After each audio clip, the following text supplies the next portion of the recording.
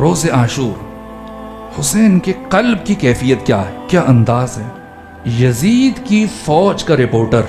جسے یزید نے شام سے بھیجا تھا کہ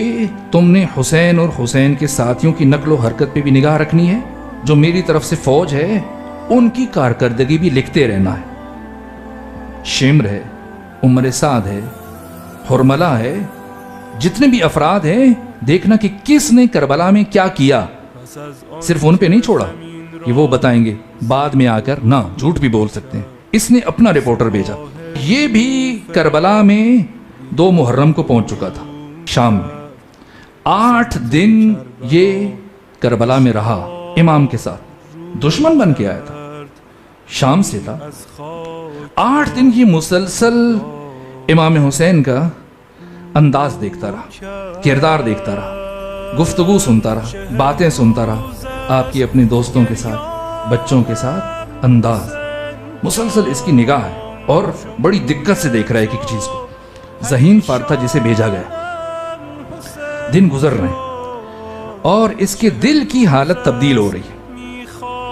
اگر سلیم الفطرت ہو انسان تو پھر کلام اور عمل اس پر اثر انداز ہوتا،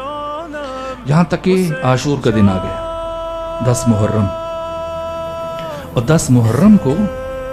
وہ مرحلہ آیا، یہ منقلب ہوتا رہا، یہاں تک کہ روز عاشور جب امام حسین اپنی زندگی کے آخری لمحات گزار رہے ہیں، اور اس شامی رپورٹر کو یقین ہو گیا کہ اب حسین نہیں بچیں گے، شہید ہو جائیں گے، کوئی تلوار نہ بھی اٹھائے شہید ہو جائیں گے، اتنا خون بہہ چکا ہے کہ اب حسین نہیں بچیں گے۔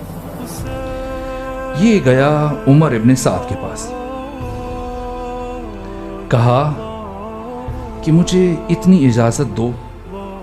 کہ میں اس زخمی کو 2 گھونٹ پانی پلا دوں۔ اس نے تعجب کیا، کہا تو یزید کا رپورٹر ہو کر یزید کے دشمن کو پانی پلانے کی بات کر رہے ہیں؟ کہ میں مسلسل کئی دن سے اس شخص کو مشاہدہ کر رہا ہوں، اور اب میں اس نتیجے پہ پہنچا ہوں کہ یہ شخص اللہ کا اتنا خاص بندہ ہے کہ اگر یہ مجھ سے راضی ہو جائے اور مجھ سے خوش ہو کر ایک نگاہ لطف و کرم مجھ پہ ڈال دے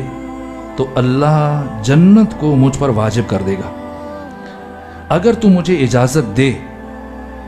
کہ میں اس زخمی کو پانی پلا دوں، اگر میں پانی پلاؤں تب بھی اس نے مر جانا ہے، نہ پلاؤں تب بھی مر جانا ہے، لیکن اگر تو مجھے پلانے کی اجازت دے، ایک بات، میں یزید کے سامنے تمہاری شکایت نہیں کروں گا، اور دوسری بات، میرے پاس مال دنیا میں سے جو کچھ بھی ہے میں تمہیں دے دوں گا۔ تو عمر ابن سعد چونکہ رہ کی حکومت کا اس سے وعدہ تھا، ڈر تھا کہ کہیں رپورٹ ایسی نہ بن جائے کہ جس سے وہ محروم رہ جاؤں، ایک خوف کی وجہ سے، دوسرا مال کی لالچ میں، اس نے کہا پلا دو پلا دو۔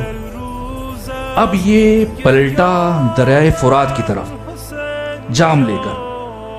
اتنی دیر میں عمر سعد نے شمر کو اشارہ کیا کہ جلدی کام تمام کرو۔ حسین کا سر سجدے میں، اور شمر بڑا ہے، اور حالت سجدہ میں ضربیں چلانا شروع۔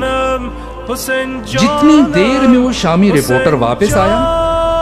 اتنی دیر میں حسین کا سر حسین کے تن سے جدا ہو چکا تھا، اور شمر نے یہ کٹا ہوا سر حسین کے سینے پر رکھ دیا تھا۔ عجیب جملہ جو عرض کرنا چاہ رہا ہوں، کون ہے حسین؟ اس درجہ فنا فی ذات توحید، اس نے پانی کا جام لیا ہوا ہے شامی نے، اور آگے بڑھ رہا ہے، حسین کی طرف بڑھ رہا ہے، یہاں تک کہ امام حسین کے قریب پہنچ کر یہ پانی کا جام آپ کے کٹے ہوئے ہونٹوں کے ساتھ لگا رہا ہے۔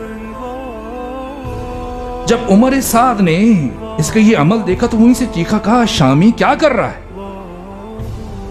کیا کٹا ہوا سر بھی کبھی پانی پیتا ہے؟ اب جو عمر سعد نے یہ جملہ کہا، شامی حیرت سے پلٹا اور عجیب جملہ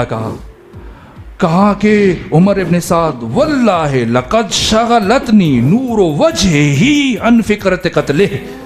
کہ اللہ کی قسم اس شخص کے چہرے کے نور نے مجھے اتنا جذب کیا